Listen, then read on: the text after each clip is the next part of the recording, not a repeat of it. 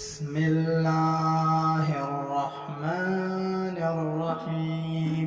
السلام علیکم ورحمۃ اللہ وبرکاتہ۔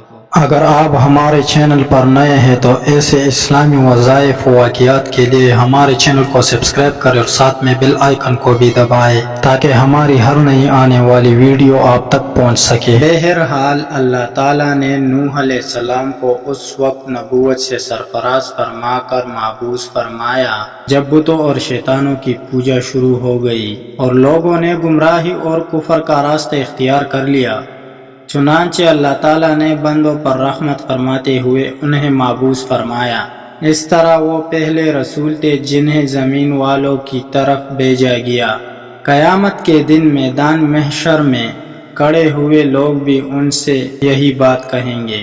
مختلف صورتوں میں نوح علیہ السلام کا ذکر اللہ تعالیٰ نے اپنی مقدس کتاب میں متعدد مقامات پر آپ کا قصہ بیان کیا ہے کہ آپ کی قوم نے کیا کچھ کیا اور اللہ تعالیٰ نے کفر کرنے والوں پر طوفان کا کیسا عذاب بھیجا، پھر آپ کو اور کشتی والوں کو کس طرح نجات دی۔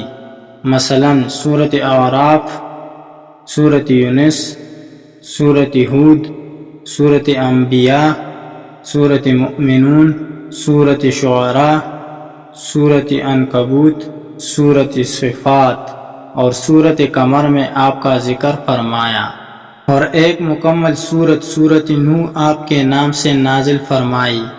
اللہ تعالیٰ نے حضرت نوح علیہ السلام کو پیغام ربانی دے کر ان کی قوم کی طرف مابعوث فرمایا تو آپ نے قوم کو یہ پیغام بڑے احسن انداز میں پہنچایا، جس کا ذکر اللہ تعالیٰ نے سورۃ اعراف میں فرمایا۔ ہم نے نوح کو ان کی قوم کی طرف بھیجا تو انہوں نے ان سے کہا، اے میرے قوم، اللہ کی عبادت کرو، اس کے سوا تمہارا کوئی معبود نہیں۔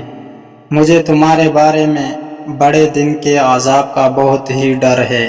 تو جو ان کے قوم کے سردار تھے وہ کہنے لگے کہ ہم تمہیں سرِ گمراہی میں مبتلا دیکھتے ہیں۔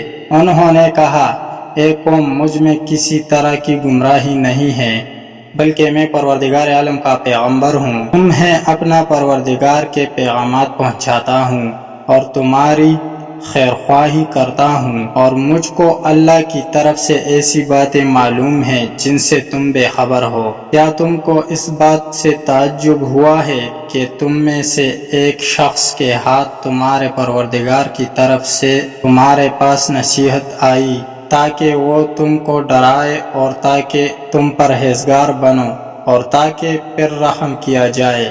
مگر ان لوگوں نے ان کی تکذیب کی تو ہم نے نوح کو اور جو ان کے ساتھ کشتی میں سوار تھے ان کو تو بچا لیا، اور جن لوگوں نے ہماری آیتوں کو جھٹلایا تھا انہیں غرق کر دیا۔ کچھ شک نہیں کہ وہ اندھے لوگ تھے۔